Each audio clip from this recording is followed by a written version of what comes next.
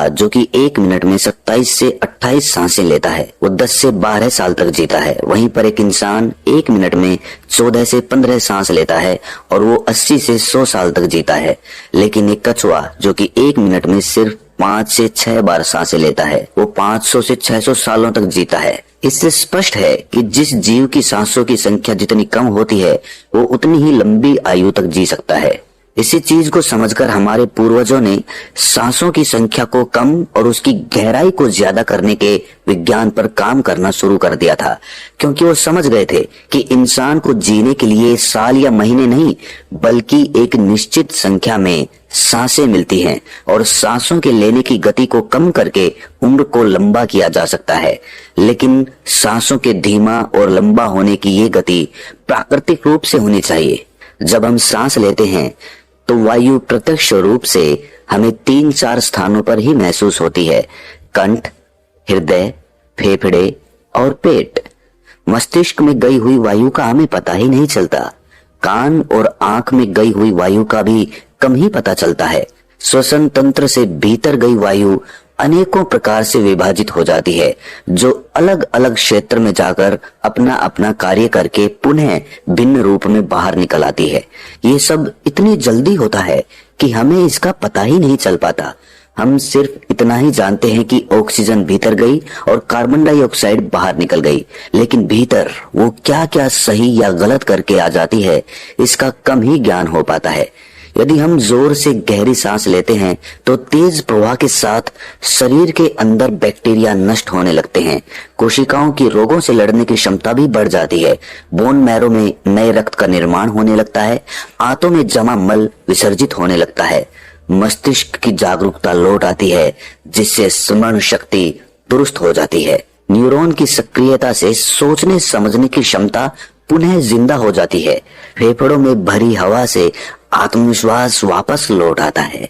सोचें, जब जंगल में हवा का एक तेज झोंका आता है तो जंगल का रोम रोम जागृत होकर सजग हो जाता है। सिर्फ एक झोंका। कपालभाति या भस्त्रिका प्राणायाम तेज हवा के उस झोंके की तरह है। बहुत कम लोगों में क्षमता होती है अपने अंदर आंधी लाने की। लगातार अभ्यास से ही आंधी का जन्म होता है। 10 मिनट की आंधी आपके शरीर और मन के साथ आपके संपूर्ण जीवन को बदल कर रख देगी। आजकल अधिकतर लोगों की सांसें उखड़ी और बिखरी हुई रहती है, उथले पुथले रहती है या फिर तेजी से चलती है। लोगों को ये पता ही नहीं चलता कि उनकी सांसें किस प्रकार चल रही है। जब क्रोध का भाव उठता है तो सांस बदल जाती है। वहीं पर काम वासना का भाव उठता है तब भी सांस बदल जाती है। हमारे प्रत्येक भाव और विचार के साथ हमारी सांसें भी बदलती रहती है। इसके साथ हमारे खान पान और रहन सहन से भी ये बदलती रहती है। असल में हमारी सांसों का हमारे मन की स्थिति और हमारी शारीरिक अवस्था से सीधा संबंध होता है। पूरा योग विज्ञान ही सांसों को सही तरीके से लेने पर टिका हुआ है। तो अगर हम सिर्फ अपनी सांसों को सही तरीके से लेना सीख जाते हैं तो हमारा जीवन जादू की तरह बदल जाएगा। आज इस प्राचीन योगिक कहानी के माध्यम से हम सांसों को सही तरीके से लेने का तरीका और सांसों के जादुई रहस्य के बारे में विस्तार से जानेंगे। बहुत समय पहले की बात है। एक ऋषि अपने आश्रम में छात्रों को योग, ध्यान और प्राणायाम की शिक्षाएं दिया करते थे। ऋषि खुद भी एक योगी थे। उन्होंने अपने कई वर्ष हिमालय की गुफा में साधना करते हुए बिताए थे, जहां पर उन्होंने बहुत से सूक्ष्म मानवीय आयामों को गहराई से समझा था और अब वो अपने इसी अनुभव और ज्ञान को शिष्यों के माध्यम से जन समूह तक पहुंचाना चाहते थे। एक दिन रात्रि के भोजन के पश्चात उनके आश्रम का सबसे बुद्धिमान और होनहार छात्र उनके पास आता है। छात्र के चेहरे को देखकर गुरु समझ गए कि उसके मन में कुछ प्रश्न उठ रहे हैं। गुरु के नजदीक पहुंचते ही छात्र ने उन्हें प्रणाम किया और कहा, गुरुदेव, मैं आपसे कुछ प्रश्न पूछना चाहता हूँ। गुरु ने मुस्कुराते हुए कहा, मुझे मालूम है, ये तो मैं तुम्हारे चेहरे को देखकर ही समझ गया था। पूछो, क्या प्रश्न है तुम्हारे?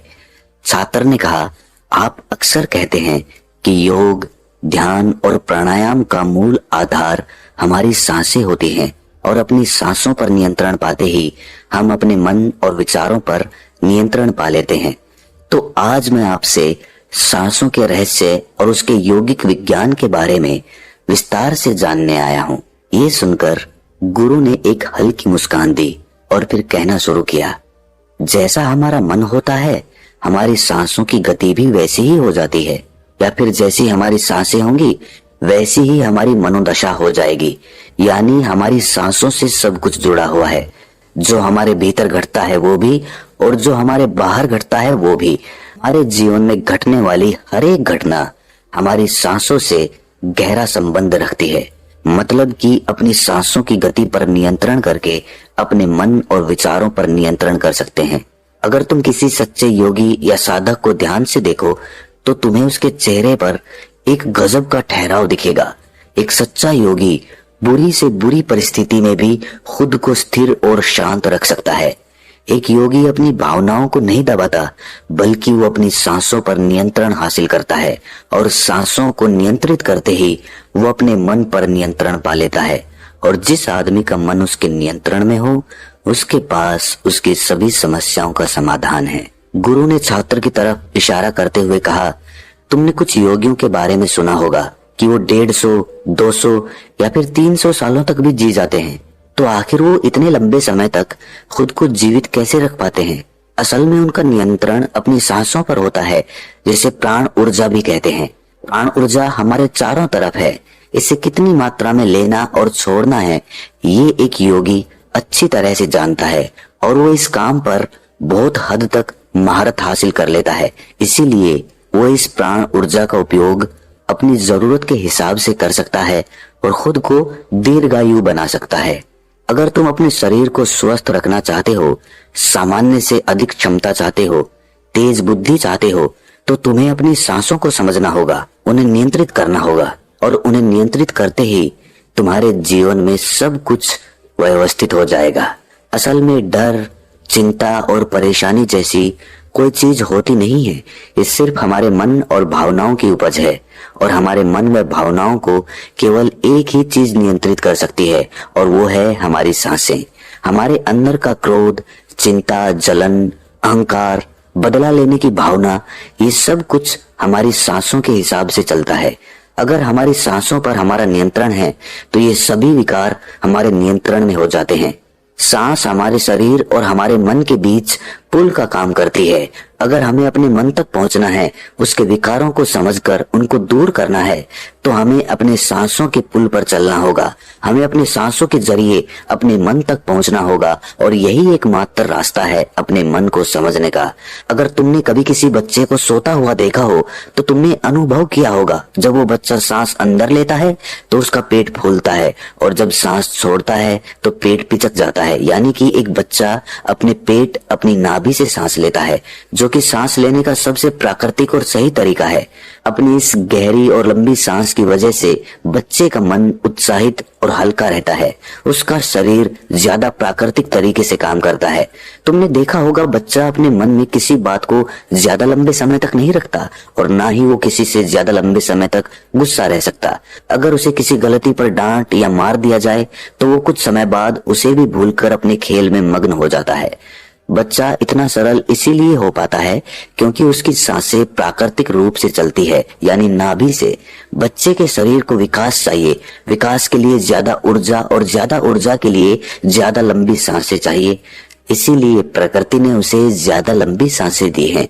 हालांकि ये लंबी सांसें हर मनुष्य को दी गई है, लेकिन इंसान ने अपने जीवन में कुछ अप्राकृतिक परिवर्तन कर अपनी सांसों को छोटा कर लिया है।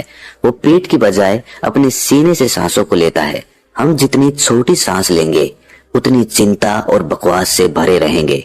हमारी सांसें जितनी लंबी और गहरी होंगी, हम उतने ही खुश और शांत रहेंगे। गुरु ने आगे कहा कि एक आदमी 1 मिनट में 14 से 15 बार सांसें लेता है। सांस का सीधा संबंध हमारी मन की स्थिति और हमारे शारीरिक कंपन से है। अगर 1 मिनट में ली जाने वाली सांसों की संख्या 11 से नीचे आ जाए तो हम अपने आसपास होने वाले कई कंपनों को समझना शुरू कर देंगे, यानी जानवरों की आवाजें हमारे लिए स्पष्ट हो जाएगी। तुमने सुना होगा कि शेर और बाघ जैसे खूंखार जानवर भी कुछ योगियों के सामने आते ही पालतू बिल्ली की तरह व्यवहार करने लगते हैं। ऐसा इसीलिए हो पाता है क्योंकि उन योगियों ने अपनी सांसों की संख्या को कम करके जानवरों की आवाजों, उनकी भावनाओं और कंपनों के साथ एक संवाद स्थापित कर लिया है। अगर 1 मिनट में ली जाने वाली सांसों की संख्या 9 से कम हो जाए तो पेड़ और वनस्पति जो कार्य कर रहे हैं वो समझना हमारे लिए आसान हो जाएगा। अगर हमारी सांसें 1 मिनट में 6 से कम हो जाती है तो बेजान चीजें कैसे काम करती है ये समझना हमारे लिए आसान हो जाएगा। बेजान चीजों के कंपन और उनसे जुड़ी दुनिया हमारे लिए स्पष्ट हो जाती है।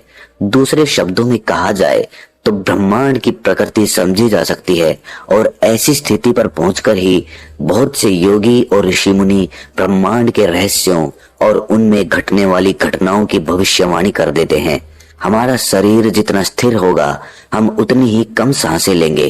अगर हम अपने पूरे शरीर को स्थिरता के एक निश्चित स्तर पर ले जाएं और बहुत तेज सांस ना लें तो हमारा बोध बढ़ता चला जाता है। दोस्तों, योग विज्ञान के अनुसार एक साधक अपनी सांसों पर नियंत्रण करके ऐसी बहुत सी चीजें कर सकता है जो साधारण इंसान के जीवन से परे है।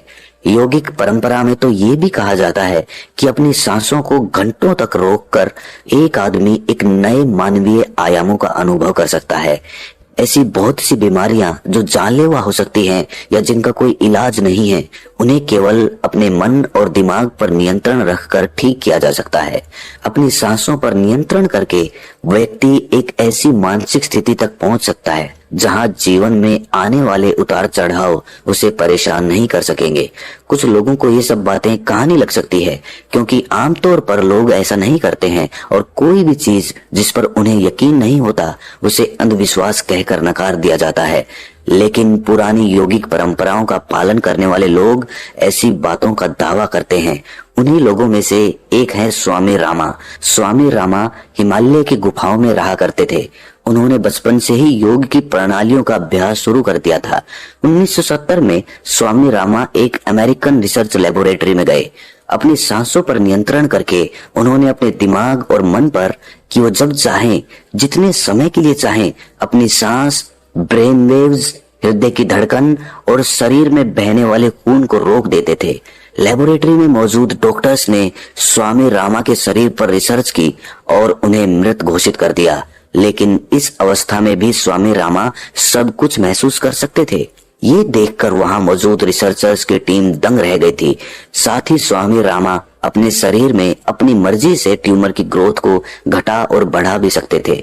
रिसर्चर्स की जिस टीम को हिमालयन योगियों के सारे दावे अंधविश्वास और पाखंड से भरे लगते थे, वो अचानक से उन्हें इनर साइंस प्रतीत होने लगे थे, एक भीतरी विज्ञान जो साधारण मनुष्य की कल्पना से भी परे है। सांसों को ध्यान पूर्वक लेना ये एक प्राचीन योगिक टेक्निक है। एक योगी जिसने अपनी सांसों पर नियंत्रण हासिल कर लिया है वो जब चाहे अपनी सांसों को रोक सकता है। स्वामी रामा के अनुसार अगर आप अपनी सांसों को समझ गए तो आपके शरीर में होने वाली वो बीमारियां जिनका इलाज आज मेडिकल साइंस के पास भी नहीं है, सांसों के माध्यम से उन्हें भी ठीक किया जा सकता है। श्वास के गूढ़ रहस्यों को समझाने के लिए बाद में स्वामी रामा ने अपने कुछ साथियों के साथ मिलकर एक किताब भी लिखी है जिसका नाम है साइंस ऑफ डेथ। गुरु ने आगे कहा, जब सांस विचलित होती है तो मन भी अस्थिर हो जाता है, लेकिन जब सांसें शांत होती है तो मन भी स्थिर हो जाता है और योगी दीर्घायु हो जाता है। इसीलिए हमें अपने स्वास्थ्य पर नियंत्रण करना सीखना चाहिए। गुरु ने शिष्य की आंखों में देखते हुए कहा, तुम्हें क्या लगता है, क्या तुम जितनी लंबी सांसें अंदर लेते हो उतनी ही लंबी सांस बाहर भी निकालते हो? नहीं, सामान्य स्थिति में हम जो सांस अंदर लेते हैं उसकी लंबाई 10 अंगुल होती है और सांस बाहर निकालते समय इसकी लंबाई 12 अंगुल हो जाती है। यहाँ 1 अंगुल का मतलब 1 अंगुली मोटाई से है। हमारी रोजमर्रा की जिंदगी में कुछ काम ऐसे होते हैं जिन्हें करते समय जितनी लंबी सांस अंदर जाती है उससे कई गुना ज्यादा लंबी सांस बाहर निकल जाती है। भोजन करते समय बाहर निकलने वाली सांस की लंबाई 16 से 17 अंगुल होती है। तेज चलते समय इनकी लंबाई 22 से 24 अंगुल हो जाती है। दौड़ते समय निकलने वाली सांसों की लंबाई 45 से 50 अंगुल तक पहुंच जाती है। संभोग करते समय 50 से 60 अंगुल। सोते समय नींद में बाहर निकलने वाली सांसों की लंबाई 60 से 70 अंगुल तक पहुंच जाती है। इसलिए हमारे शास्त्रों में काम और क्रोध पर नियंत्रण रखने की बात कही गई है, क्योंकि ये हमारी प्राण शक्ति को क्षीण कर देती है। श्वास को इंसान की प्राण शक्ति भी कहा जाता है। जब एक 200 वर्षीय व्यक्ति से उसकी लंबी उम्र का राज पूछा गया तो उसने दो ही चीजें बताई। पहला, नाभि तक भरकर पूरी सांस ले, और दूसरा, रीढ़ की हड्डी को हमेशा सीधा रखें। साधारण सी लगने वाली ये दोनों बातें योग और प्राणायाम की दृष्टि से बहुत महत्वपूर्ण हैं। असल में शरीर के अंदर जाने वाली सांस की लंबाई कम और बाहर निकलने वाली सांस की लंबाई ज्यादा होती है। यदि किसी तरीके से बाहर निकलने वाली प्राण वायु की लंबाई को कम कर दिया जाए तो लंबी उम्र को प्राप्त किया जा सकता है। स्वर शास्त्र के अनुसार यदि बाहर निकलने वाली प्राण वायु की लंबाई 1 अंगुल कम हो जाए तो व्यक्ति निष्काम हो जाता है, यानी उसके अंदर काम वासना खत्म होने लगती है। 2 अंगुल कम होने से आनंद की प्राप्ति होती है। 3 अंगुल कम होने से लेखन शक्ति बढ़ती है। 4 अंगुल कम होने से वाक सिद्धि प्राप्त हो जाती है। 5 अंगुल कम होने से आदमी को दूरदृष्टि प्राप्त होती है। 6 से 7 अंगुल कम होने से साधक के अंदर अति तीव्र गति से चलने की शक्ति आ जाती है। वो कुछ ही पलों में एक स्थान से दूसरे स्थान पर पहुंच सकता है।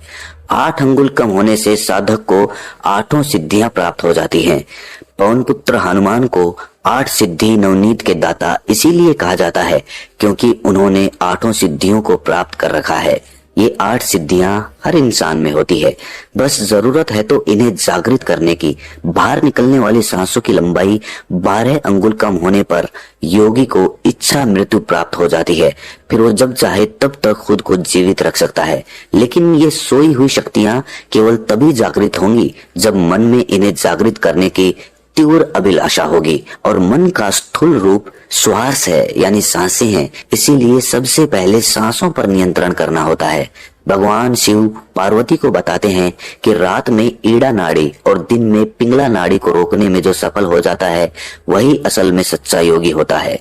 नाड़ियों के विज्ञान के बारे में हम किसी और वीडियो में विस्तार से बात